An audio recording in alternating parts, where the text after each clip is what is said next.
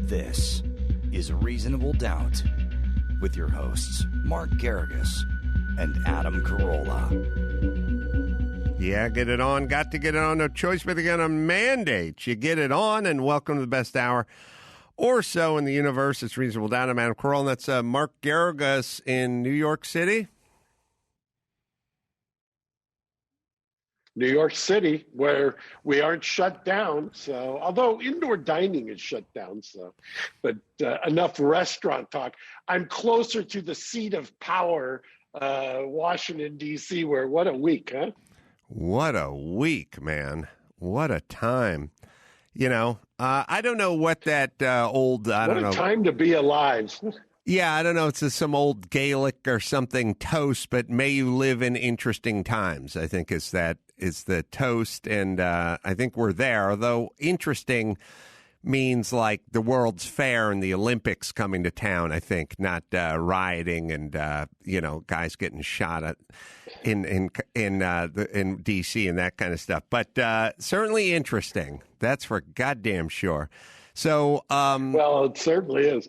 I mean, what I thought we would be talking about on Monday changed till Tuesday, radically changed on Wednesday, and here we are on Friday, and it's, we're talking 25th Amendment, another impeachment. We're talking, interestingly, Dominion, the voting machine company, just sued Sidney Powell for $1.3 billion. I mean, and they arrested the woman, the SoHo Karen. I mean, we have a cornucopia of stories we can talk about today. Oh, yeah, the SoHo Karen. The SoHo Karen. We can talk also about... Yeah. The SoHo Karen who attacked the black teen for accusing of stealing her cell phone? That SoHo Karen? Oh, okay. Exactly. That SoHo Karen got arrested. She got arrested right after doing what may be, I may use that interview. It was an interview with Gayle King on CBS as Exhibit A of what you don't want your client to go on TV and do. Gary's got it, and we can play it later on. But all right. I think the first thing I'm going to start with is I've been reading today, all of the people who are now, there's a lot of talk about the 25th Amendment. Then as we speak, two of the cabinet members have resigned. Elaine Chao, who's married to Mitch McConnell, who was, I think, transportation, and then Betsy DeVos, who, by the way, his brother is the Blackwater founder, I believe, and he just got pardons for 4 of his employees out of Trump. She just resigned, and now there's talk about whether or not Pence will invoke, with the majority of the cabinet, the 25th Amendment, and Pelosi's threatening to bring impeachment if Trump doesn't resign. Says she had conversations with the General Miley, who's the Joint Chiefs, about the nuclear codes and whether those are in place. So, as you say, the Gaelic toast has been exponentially raised here in terms of living in interesting times. Well, I had a legal question for you that I was thinking about this morning as I heard that one of the guards, the Capitol guards, had died. One of the police officers had died, which I thought was kind of curious. I was like, what do you mean he died? He was killed in the line of duty. Seemed weird that somebody killed him in the skirmish. Didn't make sense to me. Then it kind of made sense in that he had been in the skirmish and then went back and died. Had some sort of cardiac event or some version of that. But I was thinking of you because when I thought about police officer who died in the skirmish, I thought, well, then they could bring murder charges against whoever killed him. But what charges do you bring, or what can you bring if it was a skirmish? I don't know, the guy exerted himself, went back, and then died not of wounds received from the skirmish, but from whatever condition they had. They're still going to go for manslaughter or murder 2 or something like that?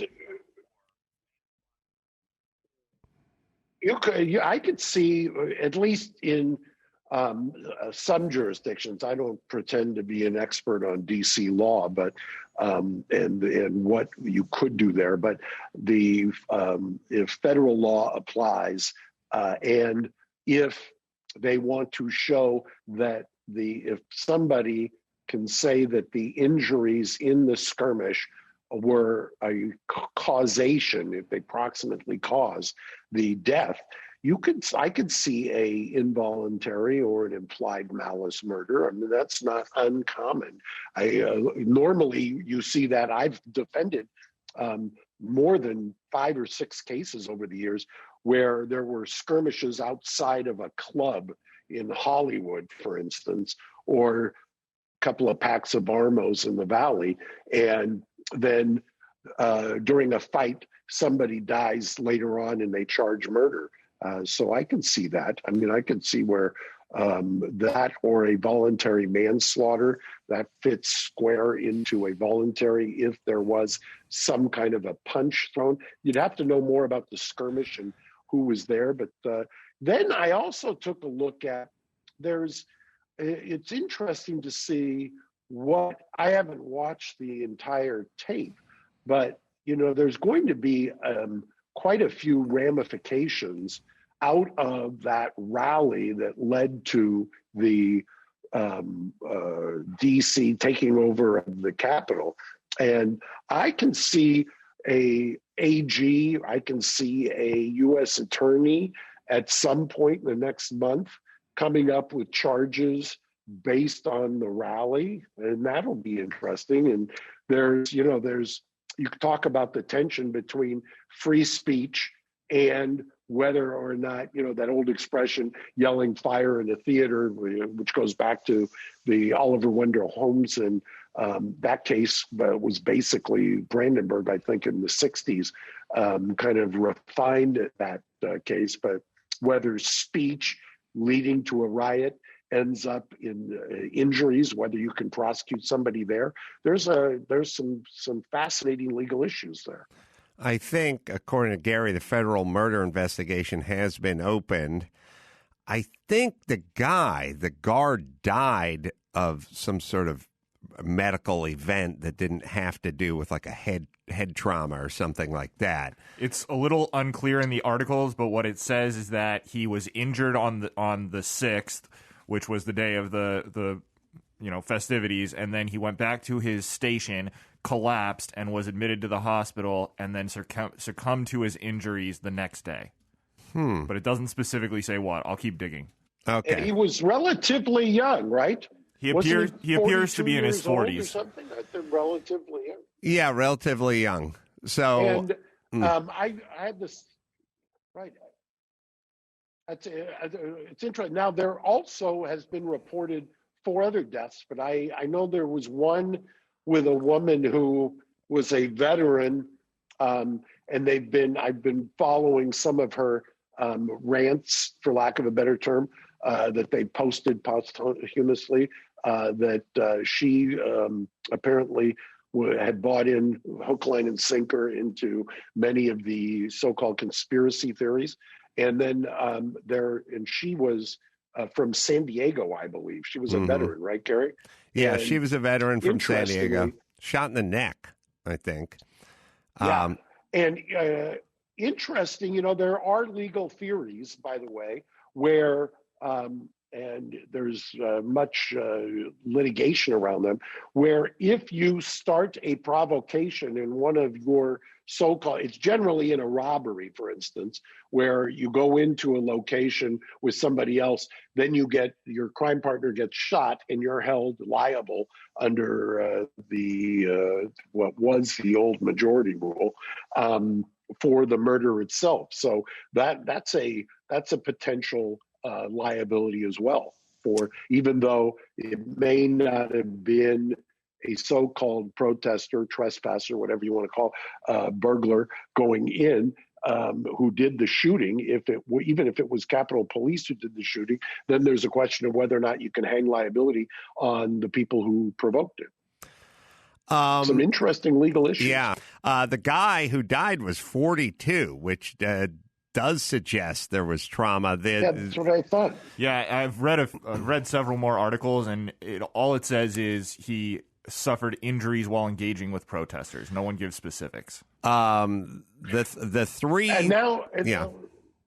Yeah, well, I was waiting. What were you going to say? Well, I was going to say the three protesters, the other three protesters that died, who died of sort of medical complications or events or something like that. That feels like heart attacks or something. That one feels like that feels like a little more of died in the arms of a prostitute, but we can't really can't put the prostitute in jail.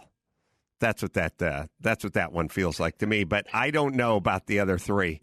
For the record, that's how I'd like to go as well. But I don't know about the other three. In the arms of a prostitute? Yeah, that's why. Or, breaking into a governmental building. Arms of a prostitute. That's Okay, why. yeah. And then I have no desire. I have no desire to break into a governmental building. Sometimes I want to break out of governmental buildings, but I've never had the urge to break into a governmental building. It's quite something, though. I'll tell you. The profiles in courage, like Ted Cruz and Josh Hawley. I mean, we were singing Josh Hawley's. I was singing Josh Hawley's praises for his cross-examination skills, but they have certainly faded in terms of his dubious kind of duplicitousness that was on display this week. I'll tell you, even his mentor. I saw the retired John Danforth, who said worst mistake he ever made was mentoring that guy. And boy, did he read the room wrong. Yeah, Josh Hawley. Yes, I agree. I was with you on his cross-examination skills as well, but I seemed to put his foot in his mouth on this one. Let's talk about your cases and or SoHo Lolita. Karen. The SoHo Karen and Dominion are fascinating to me. The Dominion, let's start with Dominion, then we'll go right into, we'll end with SoHo. The Dominion one, and I was wondering if they were going to do this because both Sidney Powell and even more so Lynn Wood, who I count as a friend, and I'm perplexed by a lot of what's happened with Lynn, as many people on Twitter constantly remind me. I was wondering if Dominion was going to sue because, at a certain point, it's almost like they've been dared to sue because if you've got a company that's got all of these contracts and you've got people out there who are saying that, there's algorithms who are flipping votes and things like that. The only way that you can ever, I think, respond to that is to sue and to get somebody to either retract. Now, they've been successful so far in getting a bunch of news outlets, including, I think, Fox and OANN, to withdraw or retract their statements. And it'll be interesting to see how Sidney Powell approaches this as well. Yeah, well, if your job... $1.3 billion is what they're asking for. Well, I think you can argue, you have a pretty good argument for damages because really all you have if you're a company that tabulates votes is your reputation. I mean, once there's some doubt cast on your reputation, then that's the last time anyone can use your company and your equipment to tabulate votes, And there's a lot of smearing of Dominion out there. And I think they have a cause. I mean, I think you can definitely say this has hurt us and it would hurt us financially. I don't know what number you put on that. Well, $1.3 billion, evidently. But yeah, when reputable... I'm highly doubtful that Sidney Powell has got $1.3 billion worth of insurance coverage or personal assets. No, for sure. She bought a lot of Tesla stock. But when reputable people are smearing you, I think there's something, I think they're right to do it. So there is the SoHo Karen, which... She's had a couple of run-ins. She had a couple of DUIs, I believe. She was wrestling with a 14-year-old black kid saying he stole her cell phone. So she was like kind of physically assaulting this guy. she got a DUI, I think, in L.A. and then maybe one in New York. And, right after denying that. Right. So what is her status? Apparently just picked up, was just arrested on an extradition warrant to New York. Gary, do you have this interview? And I hate to do this to you. No, I do. Without warning you. You kidding me? But This has been... did an interview. Yeah? Yeah, I've got it. This has been swimming in my head all morning. I'm going to skip... this... If you could play some, I wanted Adam's take on this, because here we go. Miya, help me understand. What made you think that Keon had your phone? That's why I'm confused. Why did you think he had it? I was approaching the people that had been exiting the hotel because in my mind, anybody exiting is probably the one that might be the one that is trying to steal my phone. I admit, yes, I could have approached the situation differently or maybe not yelled at him like that and made him feel, maybe some sort of inferior way, making him feel as if I was like hurting his feelings, because that's not my intention. I consider myself to be super sweet. I really never ever meant for it to like hurt him or his father either. Are you saying that you were stopping everybody in the lobby, asking them about your phone? Is that what you're saying? Not everyone, just the people that in the meantime, while the hotel manager was checking the footage, I just wanted to do my part as best as I could. You just described yourself as super sweet. I know you've seen the video. When you look at the video, the reaction seems very extreme. It doesn't seem like it's someone who's super sweet. How would you feel if you were alone in New York and you're going to spend time with your family during the holidays, and you lose the one thing that gets stolen from you that has all of the access to the only way that you're able to get back home? I just don't think I would randomly attack people, is what I'm saying to you. I know you said you could have handled it better, but I just don't think I would randomly attack people in the manner in which you did. What do you think when you look at that video? You're standing there in your leggings and your flip-flops, and it looks like you're just going nuts, for lack of a better word. No, I'm not letting him walk away with my phone. I don't feel that is who I am as a person. I don't feel like this one mistake does define me, but I do sincerely, from the bottom of my heart, apologize that if I made the son feel as if I assaulted him or if I hurt his feelings or the father's feelings. I don't believe one mistake defines anybody, but I think when I look at that particular video, you did more than just accuse him. The video seems to show that you physically attacked this young boy. You do see that too, right? But at the end of the day, the dad did end up like slamming me to the ground and pulling my hair and throwing me and dragging me across the ground. So I will say that. Yeah, but I think, the video we saw, it looked like you had just attacked his son. Yeah, the footage shows me attacking his son. Of attacking him how? Yelling at him? Yes. Okay, I apologize. Can we move on? I know you're saying I don't need to, I just want to apologize, but I do think that there should be some context to your actions that day. Okay, so basically I'm a 22-year-old girl. Racism how is one girl accusing a guy about a phone a crime? Where is the context in that? Miya, what is the deeper Miya, story it's here? not. That's not the problem. You have to at least understand your actions that day. You seem to have attacked this little boy, this young boy, this teenager. You seem to have attacked this teenager about the phone, and then it turned out he didn't even have your phone. That's the thing. I mean, you're saying, look, I'm 22 years old. You're 22 years old, but you are old enough to know better. So I will say you're 22. I get it. Enough. The hotel did have my phone. The hotel did end up having my phone. I did get my belongings returned to me. All right. Well, a couple things. Okay. I don't want to. I'll tell you Mark Garrigus' thoughts on this. If you're the attorney who seemed to be sitting next to her or her mom, I don't know. That was her attorney. Her attorney, by all means, that's her attorney. Do not describe this interaction. Never use the word attack. Use the word detain. Use the word confront. As long as we're policing language, can I say that using the word inferior in the first 30 seconds, probably not a great move? Don't use the word inferior. Do not describe what you did to him as attack. You can look at, say, sought justice. There you go. Or detained, or imposed my will. But do not use the word attack.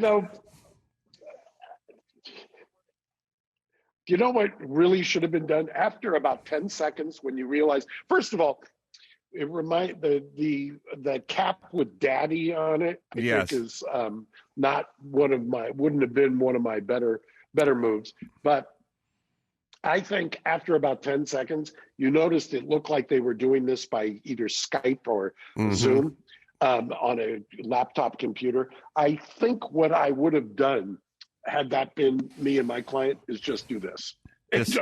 Sorry, I don't. Something happened. Just shut the computer. Yeah. She's looking. She went from potentially having a no time deal to she's going to do significant time. I mean, that all they got to do is press play on that video. And there you go. I mean, also, before she could have done something. That video is about as a pro-prosecution video as you're going to want to find. Also, it was in the intro to that piece that I cut out for length, but she was arrested the day after that interview in Ventura County up near Los Angeles, and apparently when the cops pulled her over, she refused to get out of the car, and they had to drag her out of the car to arrest her. Also, you can't really play the age card. You can't go, I'm just 22 years old, if in fact you're attacking a 14-year-old, because I would then take the age thing and use it against you. Like, exactly. You may be calling yourself young, but you're 8 years older than the person you attacked, who is a minor, and you're not a minor. So I would probably leave the age out of the equation if again, you attack someone who's a minor. Yeah, and it is interesting, like you're wearing a hat that says daddy on it. It's just... Why didn't the attorney go, hey, lose the cap or turn it backwards or what have you? Apparently the attorney did, and she refused. But oh, boy. My favorite part is the end. Enough. Yeah, Enough. Yeah. Although I am sort of jealous of her super high self-esteem. I must say, she has self-esteem. Oh, I mean, she is, I have never seen, she doubles, triples, and quadruples down. She's the SoHo Karen is, she's got no regrets, none. Well, I want to know about... when she's in a cell, they're going to have to extract her. I'm going to, I'd like to tease what's going on latest in Mark Garagos restaurateurs versus Los Angeles and California and so forth. I'd like an update on some of these cases you're involved with as well. First, let me tell you about Geico. Do you own? Do you rent? Well, you probably do one of those two things. How about you take your policies and you bundle them at Geico? Geico makes it easy for you to take your homeowners or renters insurance along with your auto policy and combine them and bundle them. You save money, you save time. It's easy. It's all in one place. You just go to geico.com, you get a quote, see just how much you could be saving when you bundle at Geico. That is geico.com.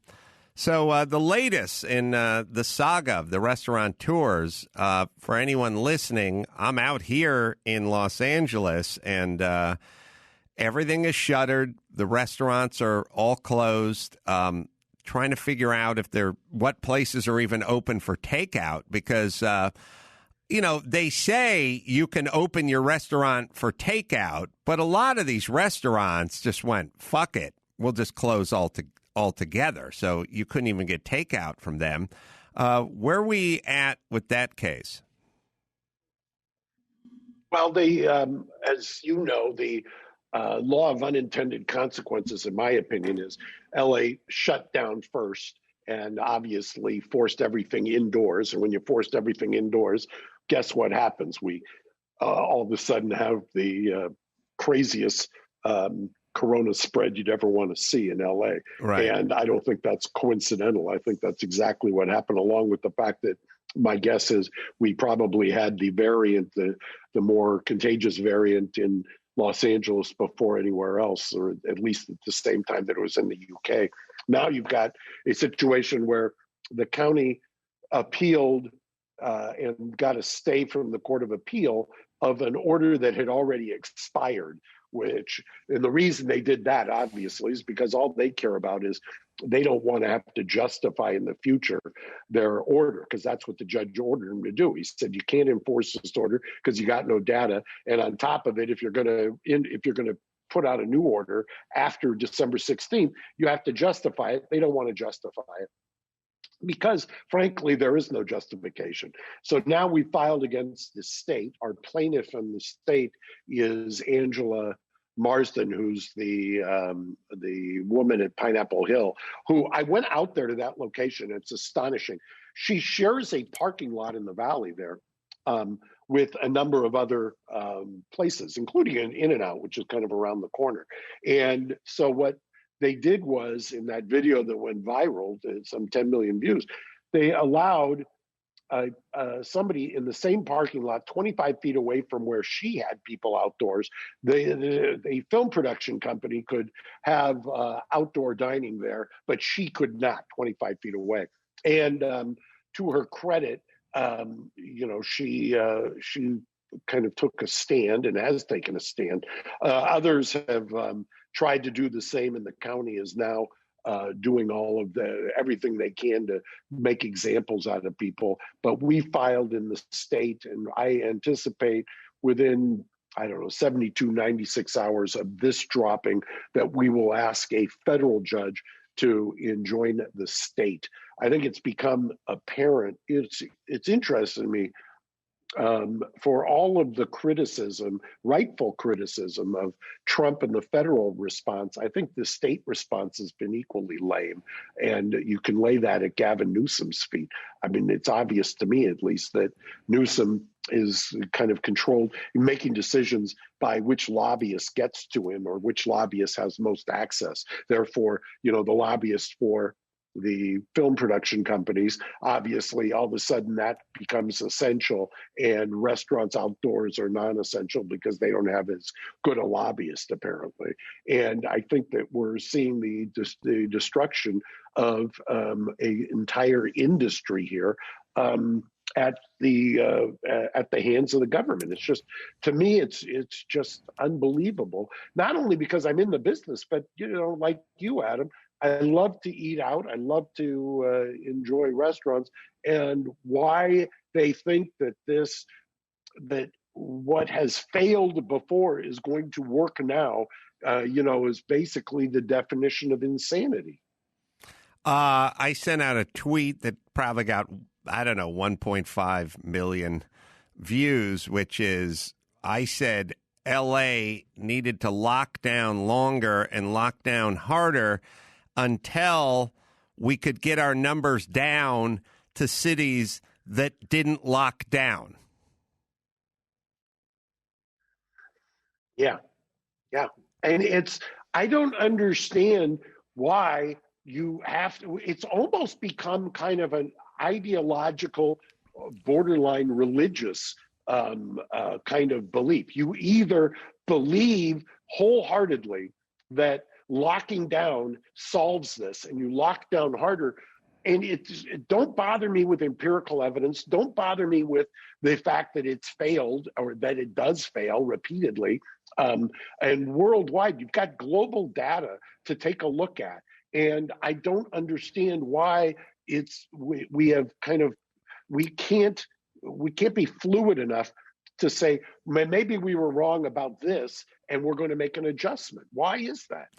Well, the scary part of it, and it's the part that I've always been aware of on a smaller scale, which is this kind of element of who dares to defy me.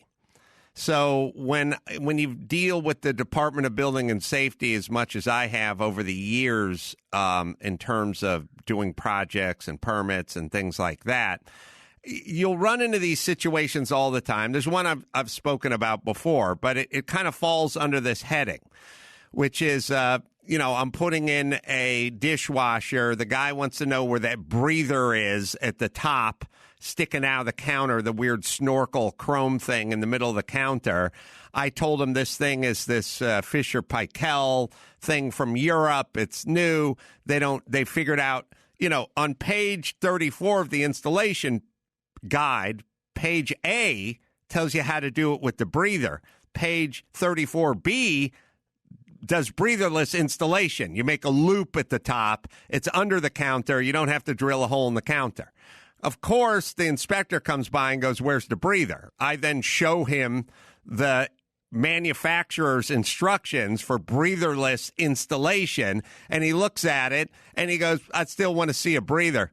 And I said, "But I don't want to drill a hole in the top of my marble counter." And the manufacturer suggests you can install it this way. And he says, let me take this brochure back to my superior. I'll show my manager, and we'll see what he says. I go, fine. Show him the installation that the manufacturer wants. Talk to the guy the next day. Nah, we want the breather. So the point is you've dared to defy them. And when you defy them, they punish you for essentially defying them. But here's the thing, Gavin Newsom. I would like a relationship with the governor of the state I live in not to be the relationship that a teenage girl has with her fucking evil stepdad, where you've defied, you said curfews at 8 o'clock and the chick's 17 years old and she comes home at 9:30 and you ground her. And if she pipes up, she gets grounded harder. I get it. People are asking questions, but the reason people are asking questions is because they should ask questions, because you're ruining businesses based on no science or data whatsoever. But when somebody dare raise their hand or raise their voice, they then double down because you have defied them. And that's not what we're looking for out of leadership. I would like someone, like you said, to be a little more fluid. I don't understand. Isn't the whole idea of being a leader is whether it's on the field, off the field, politics, or anybody else a leader is one who leads. A leader is not one who is basically an autocrat. I mean, that's what you get. I mean, I don't understand. And I've talked with people across the state of California, whether it's supervisors of counties, whether it's city attorneys in cities, who also privately tell me, we agree with you. We understand. This makes no sense. I'm literally public officials who've told me that. None of this makes any sense. I said, well, then why do you go along with it? Because they're afraid. I mean, they're literally cowed by whether it's the governor, the way he's going to punish, the things of that nature, whether or not the constituents are going to come and get upset with them. So I don't find that to be leadership. I think that's kind of sticking your finger in the wind.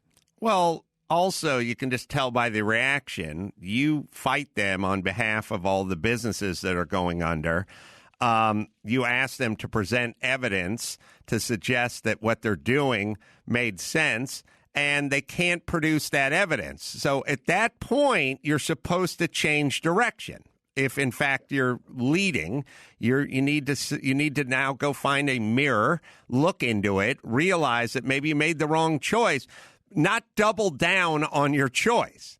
That's what they're doing. And it's simply because you're defying them. You have dared to defy them. And that's what's infuriating. I mean, it really is infuriating. The idea that you have no evidence. I mean, you can make this exact same argument for the allegations of when we were talking about Dominion. You can say, where is the evidence of voter fraud? Well, where is the data or the evidence that the lockdown works to flatten the curve, so to speak? I mean, we're somewhere around 7 weeks out since the first time that we locked down in LA County, and we're now in a worse situation than we've ever been. The absolute worst. 7 weeks out. So, and then they keep moving it. They keep saying, well, it's Thanksgiving, ignoring the fact that Black Friday shopping was open all over the place. Then it was Christmas, and now we're moving it. So there's always something. Without data, they just say it.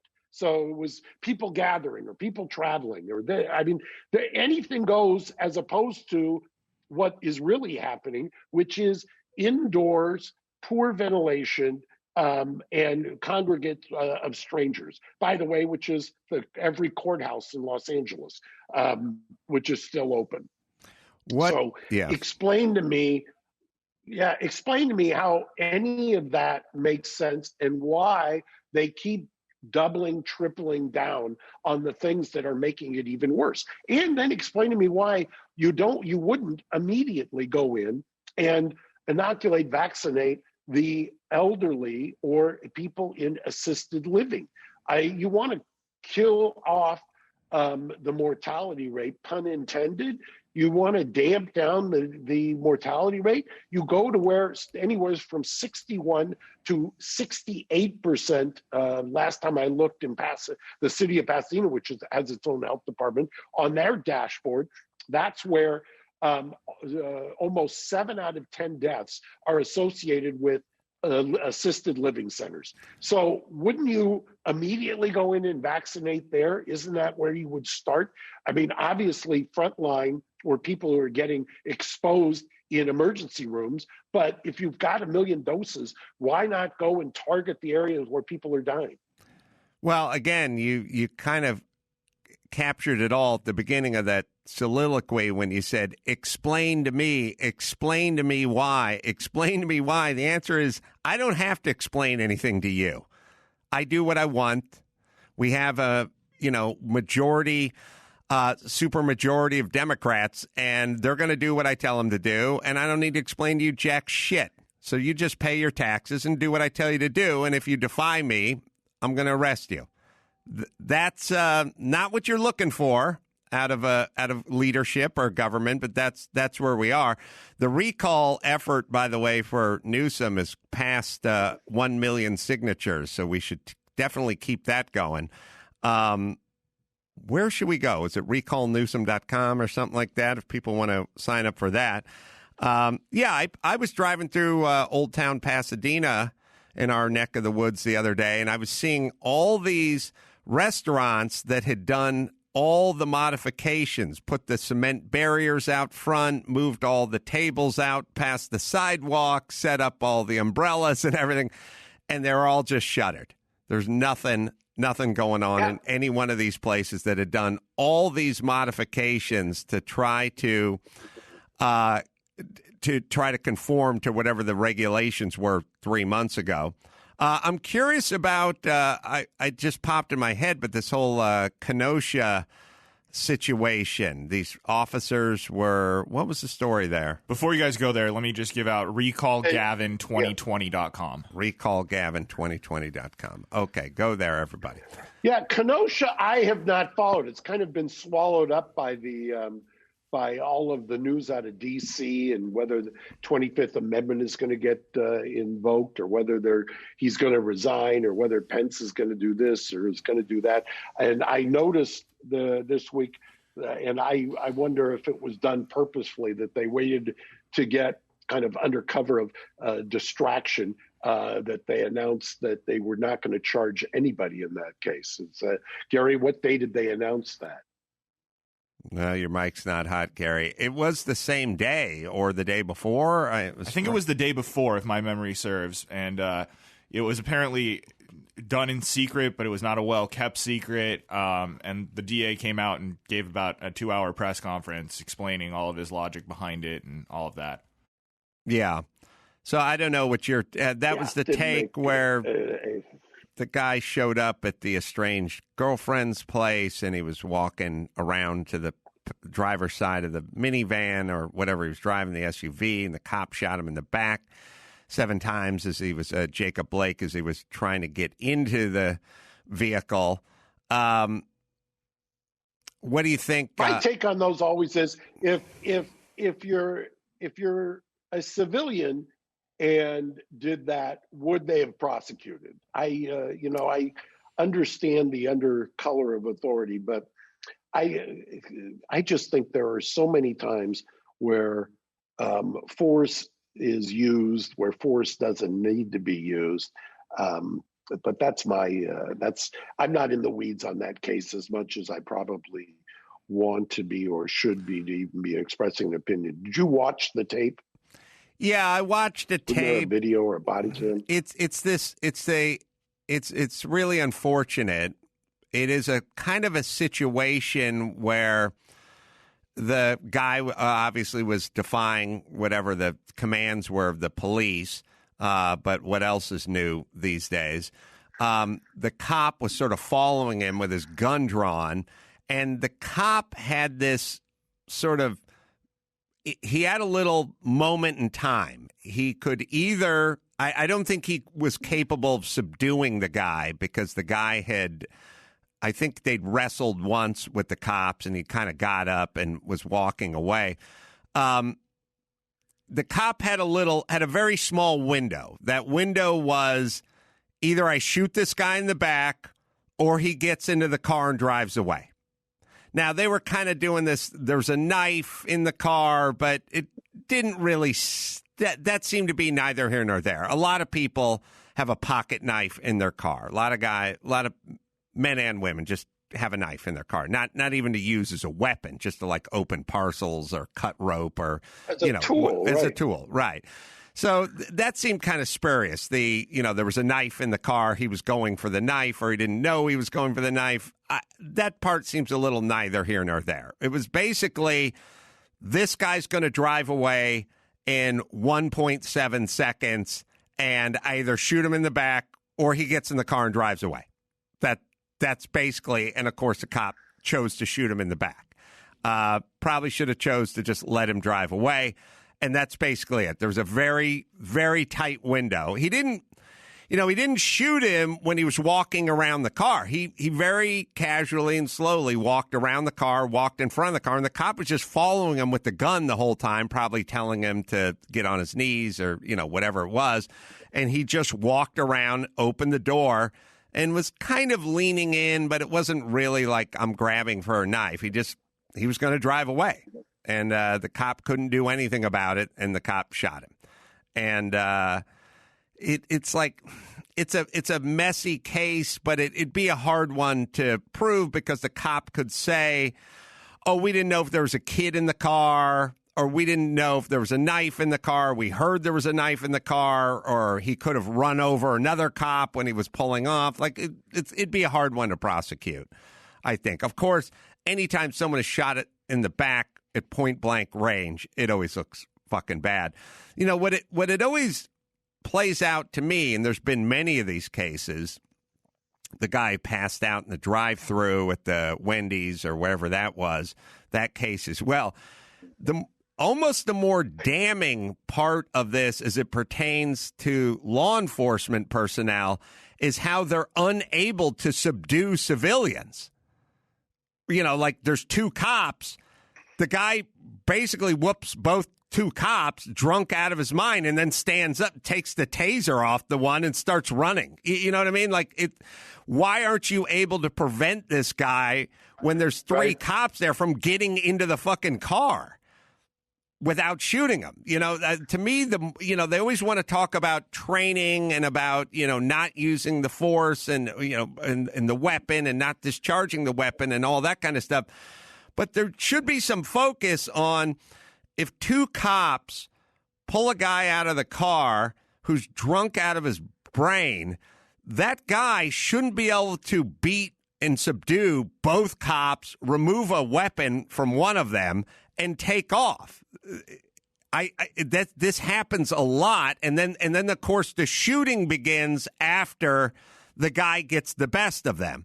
Also, if you think about it, whether it's a cop or a bar fight, and we should hold cops to a higher standard, obviously, than bar patrons. But after you just got your ass whooped, you're much more likely to want to shoot somebody. I was going to say, it's that kind of the adrenaline pumping, right? And then you've got that, well, I want revenge, basically. Well, you just got whooped on by a guy. I mean, like I said, in the drive-through one, those were two cops. Yeah, where was that? Well, that was Atlanta, wasn't it? I think so. I think it was at a Wendy's. And the Kenosha one, Gary, am I right? You know, they picked the footage up because it's probably more incendiary, but they picked the footage up from after he's walking around the car. But before that, I think they attempted to wrestle him down to the ground, and they couldn't get that one either. These guys aren't former football players or pro wrestlers. These are like civilian dudes who evident. Okay, we'll look for that. First, I'll tell you about True Underdog. It's a new podcast by four-time Entrepreneur of the Year, Jason Waller. It's real, it's raw, it's motivational, inspiring stories, and killer entrepreneurship advice, by the way. Jason is the definition of a true underdog, raised in a trailer park, suffered childhood abuse, kicked out of high school, and became a dad in his teens. He found the power within and used the street smarts that he gained all those years ago to start 3 companies from the ground up. His latest venture, Power Home Solar, is on the path to becoming a $1 billion enterprise.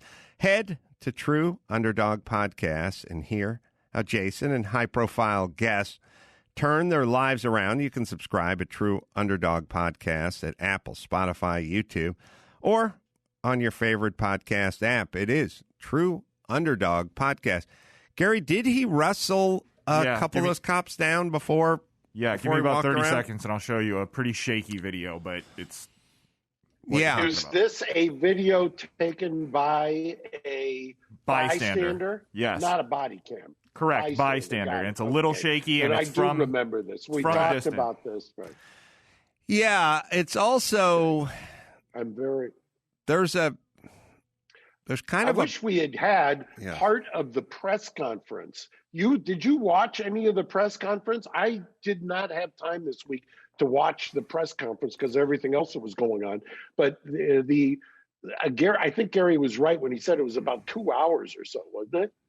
The prosecutor. It was very long. I watched it. It was well over an hour. And were they going after? And what was the justification? The justification was basically that they were acting in self-defense and that, Jacob Blake was not going to be charged either, and that basically all parties were at fault, but no one was at fault to a point that they should be charged with a crime. I feel like maybe everyone should be charged. Their houses, basically. Yes. But they couldn't. Were they going after the other officers? Because only one officer discharged his weapon. So I don't even know what the other officers were doing. And I don't know what's going on with the Floyd case. What is going on with the Floyd case? The Floyd case, the prosecution just asked for a 3-month continuance due to COVID, is my understanding. And I think there's a split amongst the defense lawyers as to whether or not they're going to agree to it. This is one of the things that's happening with COVID and Corona is, you've got this tension between speedy trial rights and, the worst place to be is a courtroom when you're talking about transmission of the virus. Take a look in LA, for instance. The public defender's office has repeatedly had people test positive because they either have to deal with clients who are in the jail settings where the virus is rampant, or they're in the courtrooms where you've got nothing but congregating people from many different households. I mean, take a look. There's a feed or an entity called Court Watch, which keeps posting pictures and videos and little vignettes about what's going on in the courthouses in LA, and it's fascinating to watch. I mean, the courthouses to me are the world's worst place for anybody to be if you've got any kind of a susceptibility to the virus.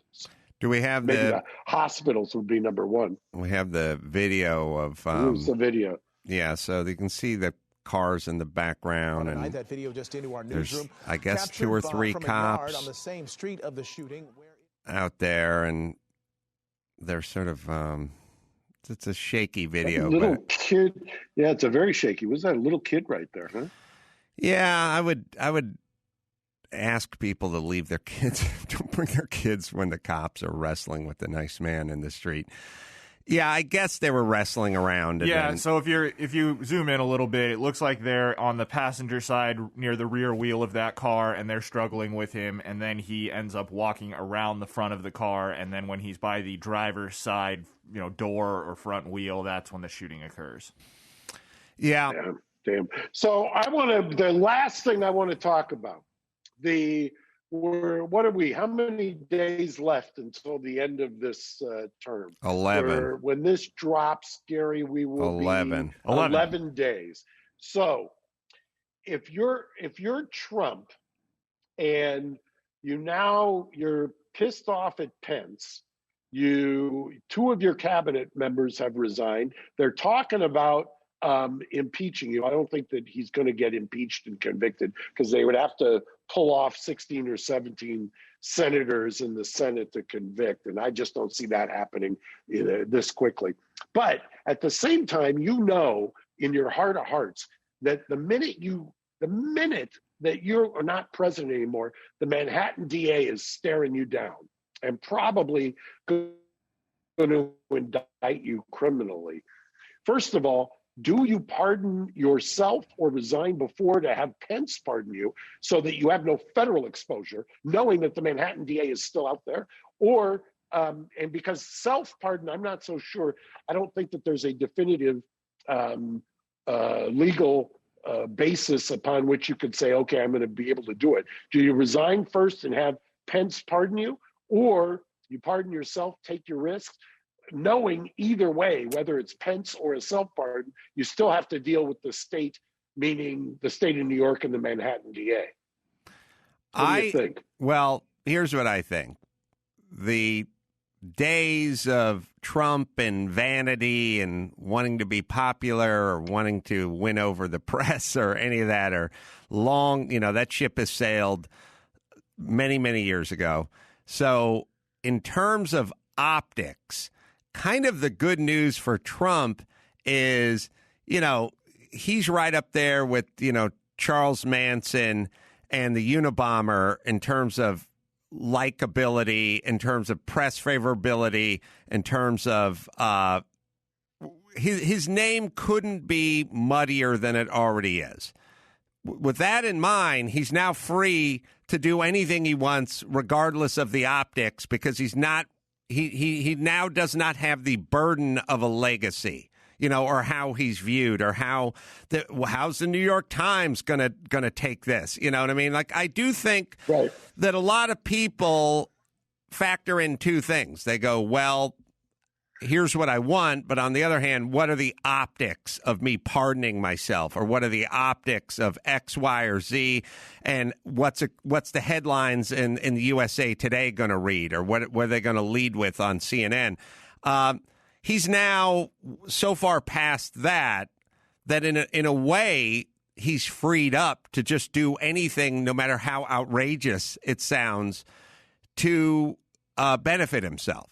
So I think at this point, he's going to pick the path that most benefits himself and that leaves his exposure to be whatever the least exposed he can be when he exits is what he's going with, regardless of whether it means resigning and having Pence pardon him, or pardoning himself, or throwing himself down a set of stairs and claiming, he hit his head and is not capable of being tried. Like, I just think he'll just do whatever suits him. He'd be dumb not to. Yeah, I just don't know what the calculation. I've said this before, having defended people who are in kind of his position. His calculus is I don't know what he's doing, but getting, I think, increasingly concerned that less than 2 weeks from now, he's going to be exposed criminally. I just think that I think it's clear to me, if you're reading the tea leaves, the Manhattan DA is going to come after him. I think I think it's a given. And if you can't pardon your way out of that, does he take some crazy action to try to preempt that? I think he is going to take Air Force I don't know One. what that would be. He should take Air Force One to Epstein's Island and just fucking call it a life. I mean, that's what I would do. I would gas up Air Force One. Well, I would tell him I have to go to the Middle East to settle something, and I would just land on Epstein's Island. I'd say, that's it. I'm here. Come get me. That's it. That's his next move. Come get me. Extradite me. Yeah. All right, Mark. Let me hit one last piece of business here. Tie all the loose ends together. It would, and it'd be satisfying. Okay. I do want to know, I have not heard this theory of the New York DA going after Trump on any of the news outlets. Have you heard? I've not heard any chatter about this other than from you. Is this something that you're hearing, that you're reading about, that you're seeing on news channels? Yes. Oh, okay. Gary says yes. Okay. All right. You don't see a lot of it. Right. Yeah. But it's out there. See a lot of it. All right. Let me hit trust and will. Many of you are starting out. You're buying homes. You're having babies. You're building wealth. You want to secure your family's future. You got a little to-do list? Well, how about trustandwill.com? Setting up an estate plan is simple, convenient, and secure. Nominate guardians for your kids. Determine who gets your stuff and plan for the future medical care, your future medical care as well. Do it all from home for as little as $39. Hiring a traditional state attorney will cost thousands. Documents designed by estate planning experts and customized for your state. Plus, live customer support 7 days a week. This is important. Wow. You should do it from your home. I talk to Dr. Drew all the time. He's like, do your medical stuff from your home. You don't need to go into the hospital. You can do this stuff from your home. You can do it online. Do the same with your trust and your will at trustandwill.com. Right, Gary? That's right. Gain peace of mind at trustandwill.com/doubt and get 10% off plus free shipping of your customized legal documents. Don't wait. Go right now. This is really important. Get 10% off plus free shipping at trustandwill.com/doubt. trustandwill.com/doubt. All right, this weekend I will be at Naples, Florida, Off the Hook Comedy Club, January 15th and 16th. That is this weekend. Almost sold out, but maybe a couple of tickets left, so come on out to that. You go to AdamCarolla.com for all the live dates. Coming to Oklahoma City, coming to Kansas City, coming to Royal Oak, Michigan, Waukegan, Illinois, all the hot spots. And you can go to AdamCarolla.com again for all the live shows. Mark, what do you got? Well, New York, we still have Prova, both in Times Square and in Grand Central. Come by, grab a slice. In L.A., you've got Engine Company to go, Tenney to go, and V Palm Springs is open, as is Casa Tropicana. So come visit. So until next time, Adam Carolla for Mark Garriga saying, mahalo. Thanks for listening to Reasonable Doubt. Tune in next Saturday for an all-new episode.